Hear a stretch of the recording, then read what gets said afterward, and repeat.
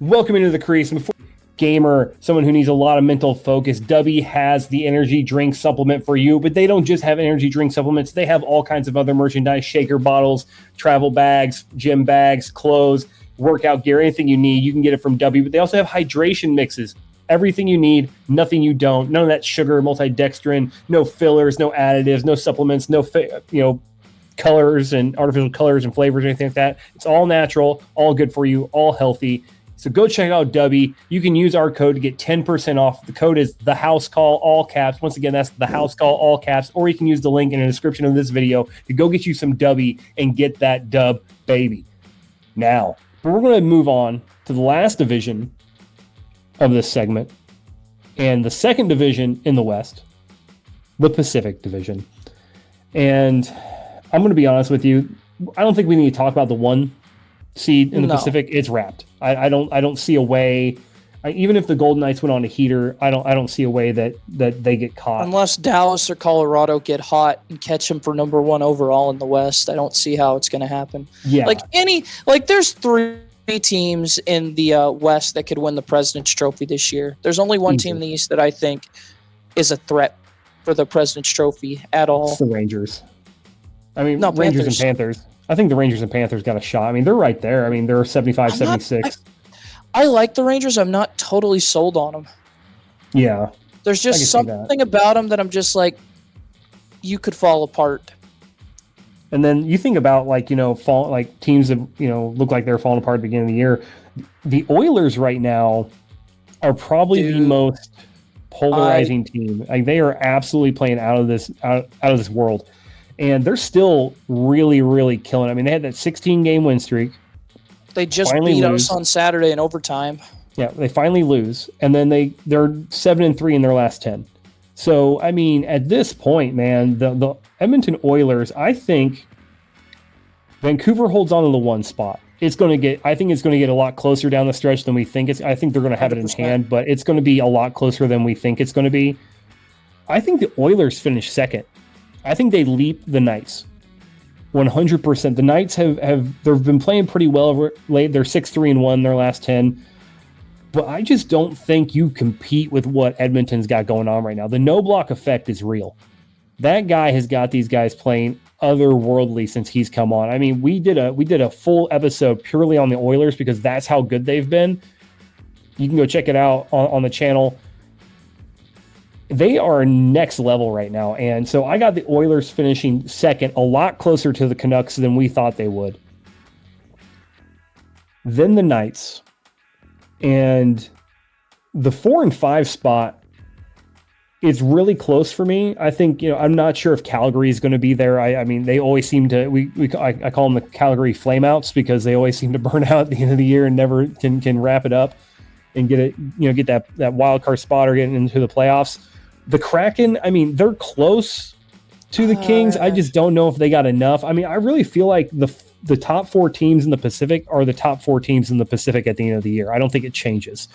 Yeah. I think the biggest question that we're going to have here soon is based on how the Kings, Kraken, Wild, Predators, and Blues all wrap this up with that wild card spot. I think that all the Kings got 4 points on the Blues. They're 2 games in hand, so they got a little bit of a lead right now. But the way the Wild are playing, there's a chance that the Kings could find themselves in a bad spot here and maybe on the outside looking in, and that would be what, 2 teams then? If the Blues can stay hot and the Wild can kind of bring this up a little bit, that don't make the playoffs in the West, but the rest of the other 8? The other 6 still make it. Like, that's insane to think, right? You have 6 returning playoff teams, 7 possibly right now, and it all hinges on the Kings. But I really feel like this division wraps up 1 Canucks, 2 Oilers, 3 Knights, and 4 Kings. I just don't see any way this really goes any other way. The Kraken have just been, they kind of came back down to earth, a little bit. So. Yeah, and Calgary's Calgary. I just don't trust. I won't trust Calgary until they give me a reason to, and so far they never have. So I'm just not going to trust Calgary to do anything. But yeah, I got it. I think the only big change here is that the Oilers are going to pass the Knights. I think that there's just no way that does not happen. They are playing too well. Stuart Skinner, if there was even Calvin Pickard. Yeah, if there's an honorable mention for the Vezina Trophy for a team like Stuart Skinner deserves that because he is playing out of his damn mind.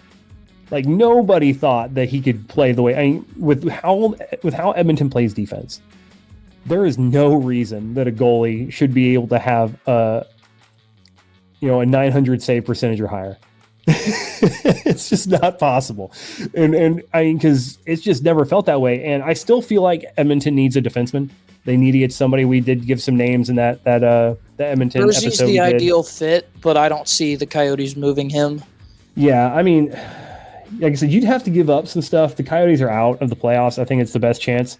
Your only other hope is that the Blues fall apart and maybe you get Parayko. And I don't like the Parayko fit. I'm sorry.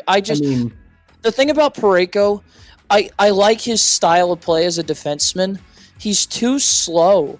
At that point, you're getting a slower Darnell Nurse in that system. The Oilers play too fast for him to keep up with their team's speed. I don't know if I like that. That's why I like the Jersey one a lot. I mean, but I just don't know what do you think that the Oilers would have to give up for the Coyotes to be like, okay, yeah, we'll give you Jersey. First round pick, a second round pick, and maybe Holloway. Wow. Because the Coyotes, I don't think Jersey's worth that much, but I think the Coyotes see Jersey as a part of their future plans and a part of their core for the future. And it's easy to see why. I love Sean Jersey. I don't know why the Kings traded him. Like they had too many on the right side. I wish the Stars had gotten Sean Jersey in the offseason. Then we wouldn't need another defenseman. But I think the guy here is Tanev, but I don't think the Flames are going to trade him. I think the most obvious guy is Tanev. Let me look at a couple other teams. Maybe I was looking at the Oilers' schedule, and I'll get to that in a minute. Larson, Adam Larson. The problem is all those guys are in their division. Maybe Cam Fowler, but I'm not even the biggest fan of Cam Fowler right now, especially with his contract. I just don't know, man. I don't know. Now, on the positive note, for the Oilers, ignoring their defensive woes, because we'll get into that, the Oilers are must-watch TV for the rest of the month. Oh, for sure. They have 5 games left in February. Wednesday, Bruins. Wednesday, home against the Bruins. Friday, home against the Wild. Saturday, home against the Flames. Monday, home against the Kings. And then the next Wednesday, home against the Blues. They've got a 5-game homestand, and all those games mean something in the grand scheme of the playoff picture in the West. So I think the Oilers are must-watch TV. I'm going to go look at Vegas' schedule because we haven't talked enough about them. Yeah, I got one other name. I got one other name for you. This might work. This comes from a team that you wanted to shit on earlier in our Atlantic talk. What do you think about Jakob Chychrun? I don't like that fit. Well, the reason I don't like that fit, he can be a number 1 defenseman. Are the Oilers going to use him as a number 1? And you can't play him on the right side. He hasn't worked on the right side in Ottawa, and he's a left-handed shot. I like Chychrun, but he'd be a perfect fit if they deploy him properly. The problem is you can't pair him with Evan Bouchard. Yeah. So it's intriguing. It's intriguing for sure. So here's a question for you. What if they trade for Chychrun and then use Chychrun to sway Jersey from Arizona in a 3-team sweep? Poor Chychrun. Oh my gosh. Going back to Arizona. Could you imagine, bro? They're like all this straight talk of Chicken getting out of Arizona last year finally happened, only for him to go back to the Coyotes.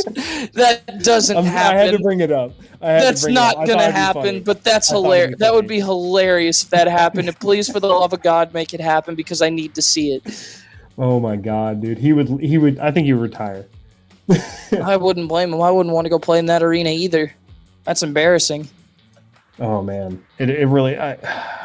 I so want the Coyotes to make the playoffs. This is a total, segue sort of thing won't. Here. I want the Coyotes to make the playoffs just so that there is a goddamn playoff game in that College Barn. I would buy a ticket. That's if they don't move to Salt Lake City before they make the playoffs. Oh my God, could you? Yeah, but we're not here to talk about the Coyotes. No, we're not. We're here to talk about the Knights. Honestly, don't have much to say about the Knights. That just keep flying under the radar. I mean, win games. Win games. You're injured, but I mean, you're competitive. Coast it. Just coast. Like they're in a situation where no matter what, they making the playoffs. They don't have the most difficult schedule either. They've got a pretty easy. They're going to coast it through. They're going to get healthy, and they're going to be ready to go come playoff time. And the only thing that they have to worry about is an unfavorable matchup. But the problem is that I don't think the Knights match up with anyone unfavorably. I think the only I think it could be a repeat of the same. I think we could get the same conference final we got last year, especially if Edmonton runs into the Golden Knights again. It'll be interesting. I mean, the Knights, honestly, to me, are the mismatch.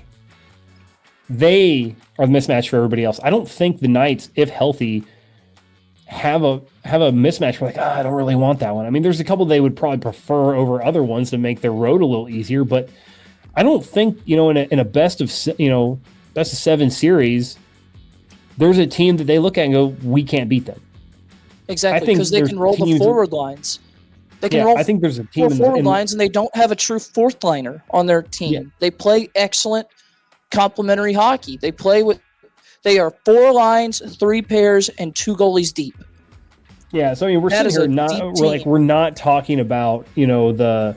I think the only team that matches up with them depth wise are the Dallas Stars, and that's because the Stars can match them in terms of forward depth. Now, if we get another defenseman,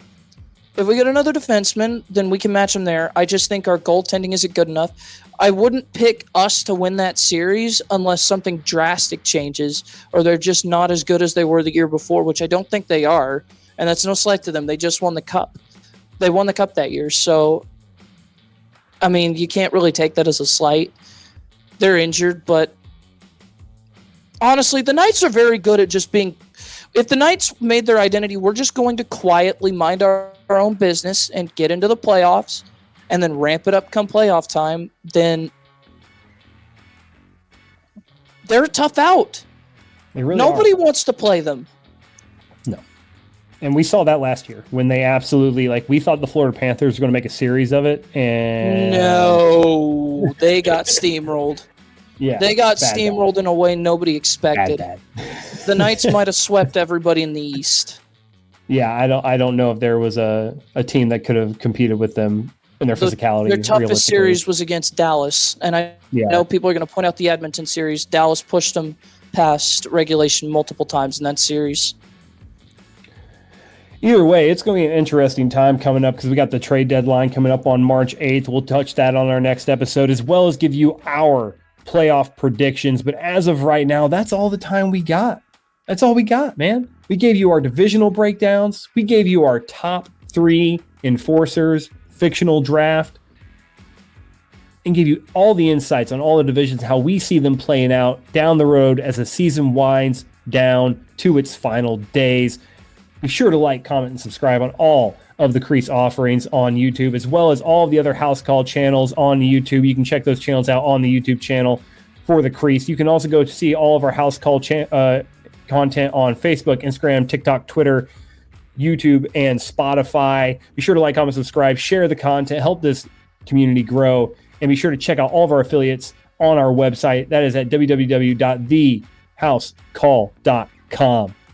We'll see you next time. Peace.